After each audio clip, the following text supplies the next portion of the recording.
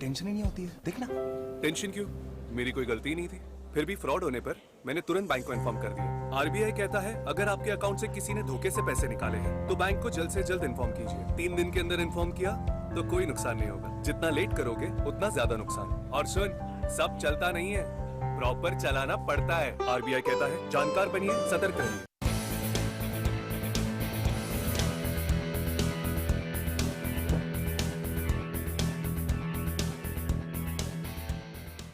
Hello and welcome. I'm Ramesh Ramachandran and you're watching a special broadcast here on DD India, and I have with me a very special guest, Mr. Ram Madhav of the BJP. Now, he needs no introduction, but just for the benefit of our viewers, he is the National General Secretary of the BJP. He is a former national spokesperson of the RSS. In fact, he was the RSS spokesperson until 2014. When after Prime Minister Modi was elected to power, he became the General Secretary of the BJP. Now, he's a man of many parts. He studied engineering and political science, and then he also took to journalism. He was associated with a couple of publications of the RSS in Andhra Pradesh, from where he hails from. And he's also associated with a public policy think tank based in New Delhi called India Foundation. And he keeps writing articles and has authored many books. So, Mr. Ram Madhav, thank you for making time to be on DD India. Appreciate it. Thank you. Let's start with the COVID-19 situation obtaining in India and around the world, Mr. Ram Madhav. It's changed the way people communicate, offices work. People are increasingly using video conference, or people are working from home. But if I were to ask you, you are a man in public life. How has this situation changed the way you work with your party colleagues and office bearers? Not just me, Rameshji. It has changed the life of many a politician in the country, rather in the world, I would say. True. We all have to, at least for some more months to come, we all have to get used to a new way of conducting our politics. I will certainly see a lot of change because of it in the entire political culture itself. Right. Because once you start doing things differently for several months, they become integral to that activity. So I'm sure post-COVID politics or political activity is going to be different from what it has been before the COVID. As far as I am concerned, we now got used to using social media platforms, whether it is Zoom or WebEx and all these things, to communicate with our cadres. After we started using technology to communicate with cadres, our cadres also slowly started picking up. I see that to be an important part going further in our day-to-day politics. We have to now devise a technique of virtual rallies. That's a new normal. I would normal. call it. Yes, that will become the new normal. You speak through one of the social media platforms, you will address hundreds and thousands of people through that platform. That's going to be, I think, the political activity, nature of the political activity for at least for some time, because as predictions go, finding a vaccine for this pandemic is going to take time, and that means you have to maintain social distance. That means there will be a number of restrictions in conducting public activities. I think a new model of politics has to be initiated, and I think we have already started it in our party and in our organization. And elections are due in Bihar later this year, followed by Bengal and Assam and other states next year. So how will political parties campaign going forward? No, I think some of the old practices will come back in this, like door-to-door campaigning, which we have given up almost. We are nowadays confined to organizing big rallies, big processions. We have stopped reaching out to people on a door-to-door basis. Probably that will come back. You remember we used to publish pamphlets. Those pamphlets will come back. And of course, a big role for social media. Now let's come back to Prime Minister Modi's announcement a couple of days ago about the 20 lakh crore economic package or stimulus package for the economy. He's used the word vocal for local.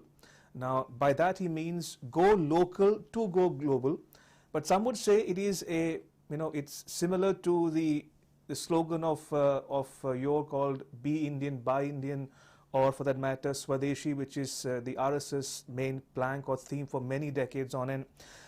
In other words, buy a Maruti, not a Mercedes. How will things change for the ordinary Indian going forward when we talk about going local to boost the economy and various sectors going forward?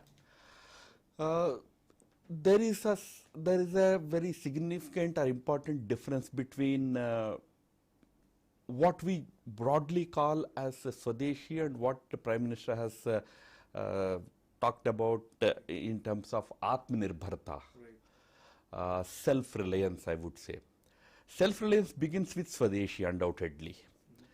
But sometimes even Swadeshi is misunderstood as though we are shutting ourselves from the rest of the world, which Swadeshi is not about.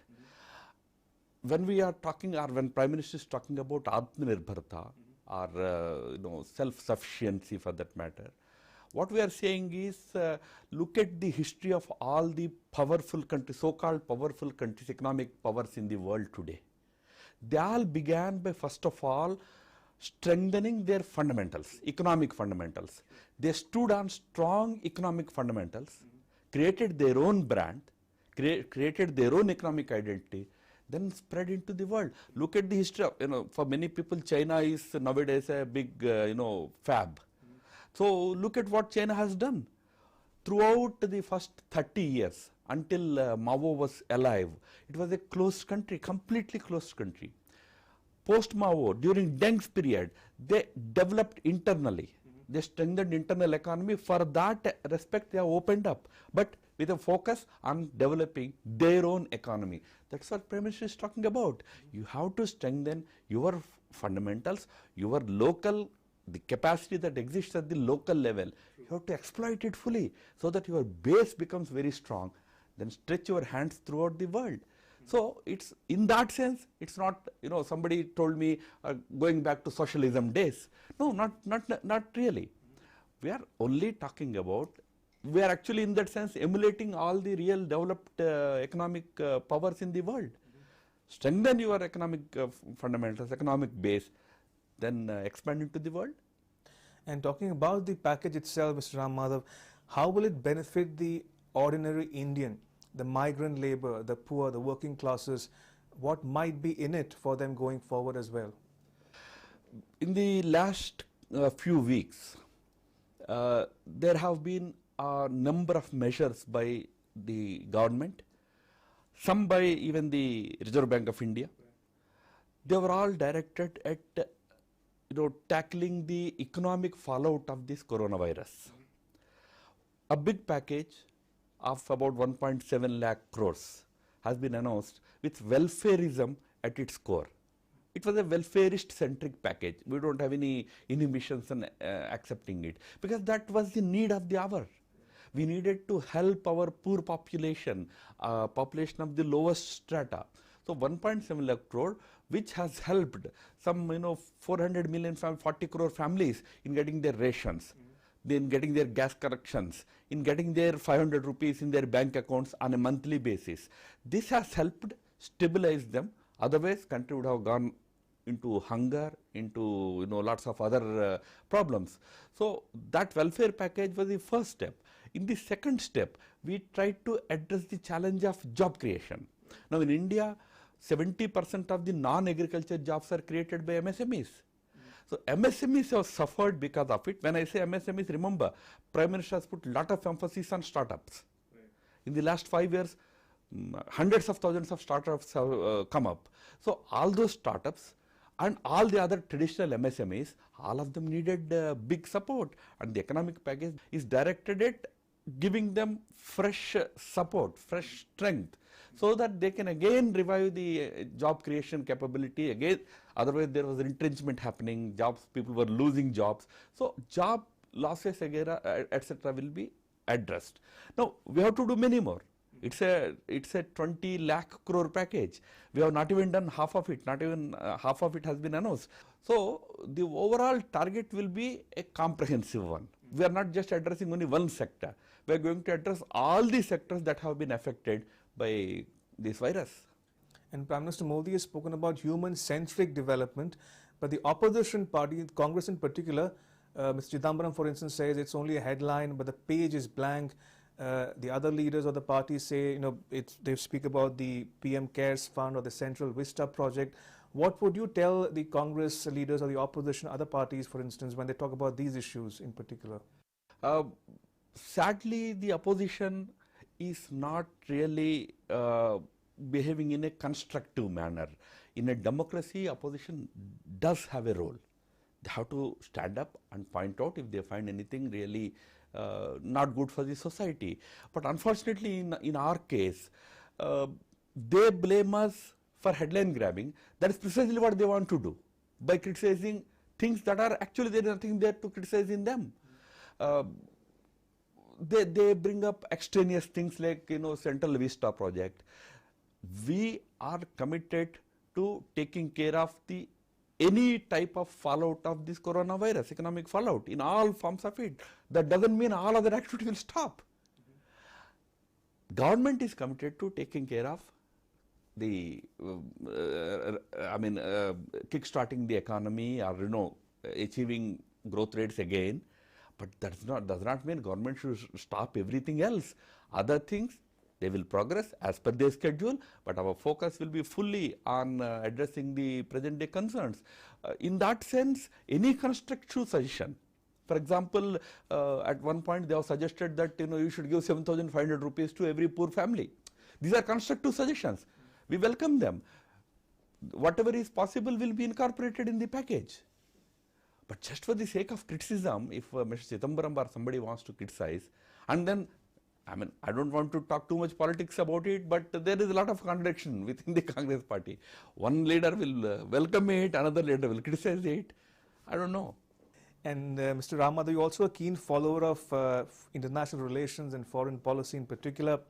Talking about the origin and spread of the COVID-19 from Wuhan in China to all corners of the world, what's your assessment? Is there a thinking as to how it began in China and spread to other countries, including India? And should China bear some responsibility for what's happening? Look, Ramesh, I know lots of people are talking about, it, and generally, like any other people, we Indians are also very fond of conspiracy theories.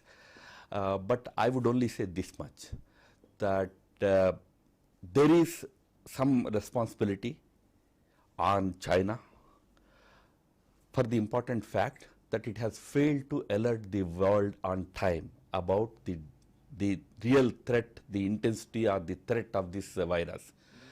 Had it acted on time and had it not allowed the virus to escape into the outside world, it could have definitely contained it, just as today we are containing it in areas, in districts, in containment zones.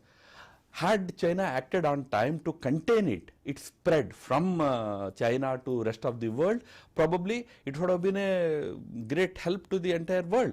In that sense, yes, China has a responsibility. But what is the origin of this virus? Probably more work needs to be done and at an appropriate time. Right now the priority is to tackle it. Whoever has committed this mistake, whether it is man-made or it is a natural thing, these are all the things that we will certainly come to know. Indeed. And we hear a lot of commentary from the Chinese embassy spokespersons. They keep talking about one China policy, and they keep referring to how India adheres to one China policy. But some would say that why isn't China adhering to a one India policy? So what would you tell the Chinese, for instance, when they talk about one China policy vis-a-vis Tibet or Taiwan or Hong Kong? As far as India is concerned, broadly speaking, we have traditionally, I'm not just talking about our government, but traditionally we have adhered to one China policy. But it's also an unfortunate fact that China refuses to reciprocate on that. But I'm not complaining, because as far as India is concerned, we are clear about what we are and what is our geography, what is our history, what are our interests. We don't depend on any other country's acknowledgement or ratification for that. And talking about the China-Pakistan economic corridor, for instance, or the recent incidents at the border, what do you make of the situation of the relations between India and China today as we speak, especially in light of these incidents as I mentioned? You have seen in the last 6 years sincere efforts being made by Prime Minister Modi and for our government in ensuring that our relations remain cordial and to the extent possible mutually beneficial. From India's side, nobody can point out even a single instance where probably we have caused any damage to this relationship. But it is true that from the other side, there were instances which we can complain as there was a potential for damaging the relationship. But India has behaved in a very responsible manner. We are not looking at any tension or any conflict between our two countries. So we have engaged in a proactive diplomacy, but I will only add one sentence. Proactive diplomacy with strong ground posturing. That has been our position vis-a-vis China. We have not yielded our ground, but we followed a proactive diplomacy model to maintain good relations with our neighbor. Indeed. The other issue is the evergreen issue of terrorism now.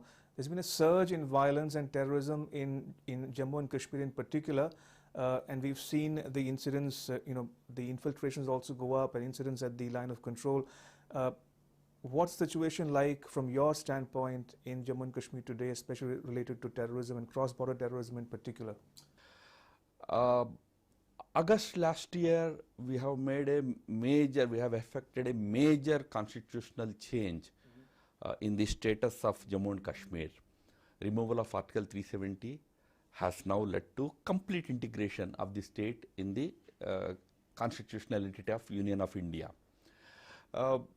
The way the people of Jammu and Kashmir, especially the people of the Kashmir Valley, have responded to that change is certainly an important thing for all of us to take note of. I have dealt with the state for many years. I've seen for minor, small provocation, there would be massive flare-ups in the valley. But last 8 months, we have not seen any major public outburst from the people's side. Even when leaders were in jail, there were not such big outbursts of protest and anger. That shows that people of the valley largely are ready to sail with, continue their lives under the changed new status. They have attempted, they have lived under Article 370 for 7 decades. They want to experience life without 370 for some time to see. So our effort has been to give them maximum benefit, maximum developmental benefits, so that they will enjoy a good life. Whatever they were losing under 370, they should gain when the 370 is no longer there. This effort, in which the people's support of Kashmir, is a very important thing for all of us to keep in mind, because when we talk about terrorism, we must understand that it's largely today coming from across the border. It also then shows that Pakistan, even when the whole world is struggling with coronavirus, is continuing with its nefarious activity of pushing infiltrators and terrorists into Kashmir. There is definitely an increased activity along our border with our border with Pakistan. So we are alert, our security forces are alert. In the last, I would say, summer has just set in. In the last month or so, about 2 months' time, a number of operations have been undertaken by our armed forces. In many cases, we have neutralized terrorists in a big way. In some cases, we also suffered important losses, which is very unfortunate. Officers of the level of colonel in military have lost their lives, which is unfortunate. But the terrorism that is emanating is mainly from across the border. We will tackle it with utmost toughness. And talking about the domestic situation in the Union Territory of Jammu and Kashmir, Mr. Ram Madhav, when can we expect political activity to resume? For instance, when will the delimitation conclude and elections will be held? And for instance, when can the Kashmiri Pandit community expect to return to their, to return to the valley sometime going forward? So any particular thought or thinking on those lines? No, talking of political activity, I don't agree with this proposition that it should be resumed, because it has never stopped. Okay, COVID is a phase during which the activity all over the country has stopped. But otherwise, you remember we have conducted elections to local bodies, like, panchayats, municipal bodies, district bodies were to be conducted. So we were continuing with political activity at one level. The assembly elections are due. Uh, under the new status, delimitation has to happen first for us to go for the elections. So I think a delimitation commission has been constituted by Home Ministry. It will start its work soon, because we are again, everything has stalled because of this coronavirus.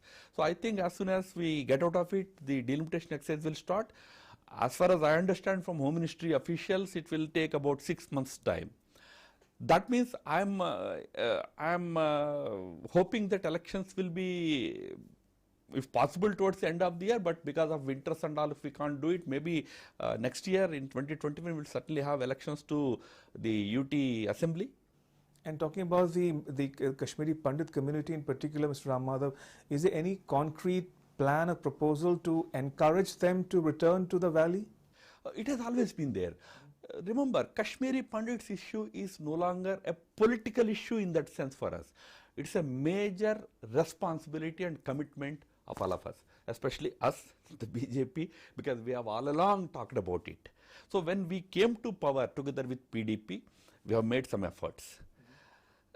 Not very substantial, not very successful also, because of various factors, but we did make efforts to see if we can get the Pandits back in the valley in big numbers. But we realized that what is required is not just creating some colonies for them. We should be able to create safety for them, dignity and honor for them. For example, we have allocated or earmarked a large number of jobs for them, 7,000 jobs for them in the valley. We could not fill them up because not everybody is ready to come unless you have security there, unless you have proper dignity, honor there. How will they go? So those who went also had certain experiences in the valley. When they go to a remote area, their security, honor, dignity, everything becomes a challenge. So what is important when we talk about Kashmiri Pandits' return is concerned, we are very much committed, but we have to first of all be able to create that kind of atmosphere in the valley. And talking about South Asia in general, Mr. Ram Madhav, how would you describe SAARC today? Is it dead? Is it comatose or on ventilator? How would you describe SAARC today? SAARC is an arrangement of countries in our immediate neighborhood. We all came together to have this kind of an arrangement under SAARC. But unfortunately, because of one country, I don't have to specially name that country, the SAARC experiment has not progressed as expected. But remember, these alliances do not remain permanent forever. You go, as you become stronger, as you become important, you grow beyond them. So we grew beyond SAARC. SAARC is important, don't take me wrong, because I'm not saying SAARC is less important. SAARC is important, but from SAARC we graduated to BIMSTEC. We started talking about the entire Bay of Bengal region. Thailand was included, Myanmar was included. We went further in our relationship with ASEAN, India-ASEAN. Today we are talking about the Indian Ocean, Indo-Pacific region. So today the sphere of our interest has substantially grown. Having said it, SAARC is important. That's why Prime Minister, one of the very first steps that he took was to convene the meeting of SAARC countries and create SAARC fund. We are committed to helping all our SAARC neighbors. India's foreign policy under Prime Minister Modi is neighborhood first, together we grow. So we want all our SAARC neighbors to grow together with India and India to go together with them. And some say there is always an opportunity in a crisis.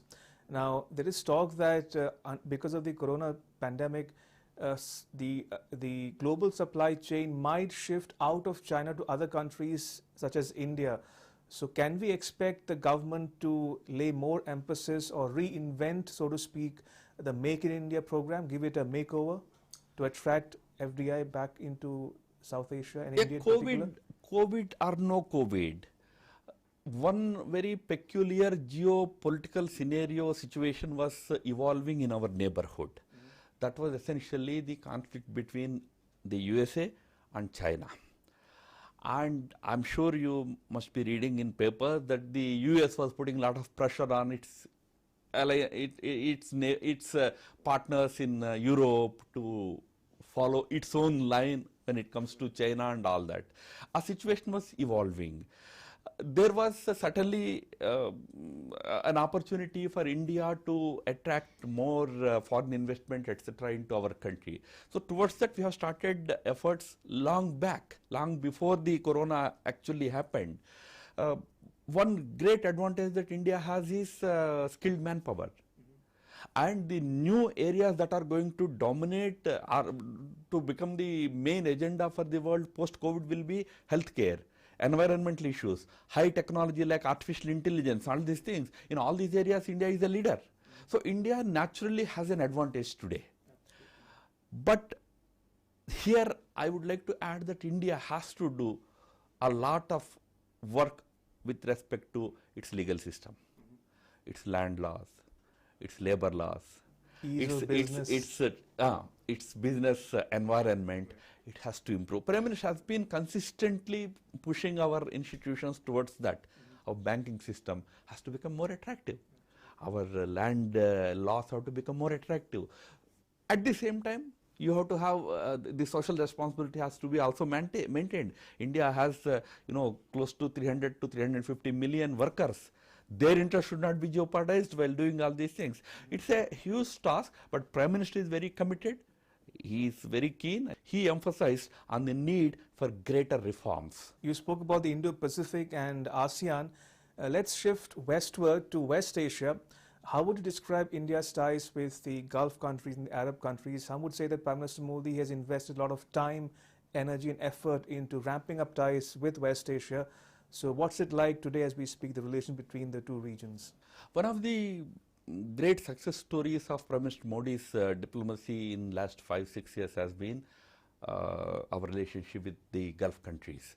I mean, there are countries in which he was the leader visiting them after almost 3 decades. Prime Minister Modi has a style.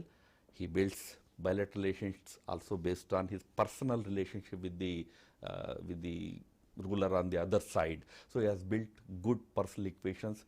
And one important aspect of diplomacy is people-to-people ties, India's so-called soft power and the Indian diaspora in particular. So is there any thinking or in the government or the party to leverage the diaspora going forward to take care of their interests as well? For instance, there was talk about allowing NRIs for a proxy voting, for instance. So is there any thinking in the government or the party on those lines? See, last 6 years, one dimension on which we, foreign policy is at one level a continuum. Each government only takes forward the policy of the previous government. But each government adds its own nuances to it, its own flavor to it. One of the important flavors that we have added to it is diaspora diplomacy. Under Prime Minister Modi, our diaspora all over the world has become an active and integral part of our diplomatic efforts. So one important effort has been to give that sense to diaspora that after all you are there. India is your home country, where you are living is your country of living. So you have to work as a bridge between these two countries. You have to be actively participating in that. And I can tell you the diaspora has today started playing that important role as a bridge between the mother country and the host country, so which is a very good thing. Diaspora has many demands, including the one that we are talking about, the voting rights for NRIs and all that. They are all under active consideration. At an appropriate time, decisions will be taken. Sure. On that note, thank you so much for making time to be on DD India and speak to our viewers. Appreciate it. Thank you. Thank you. And that's a wrap on this special broadcast. But news continues here on DD India. You can catch all the latest updates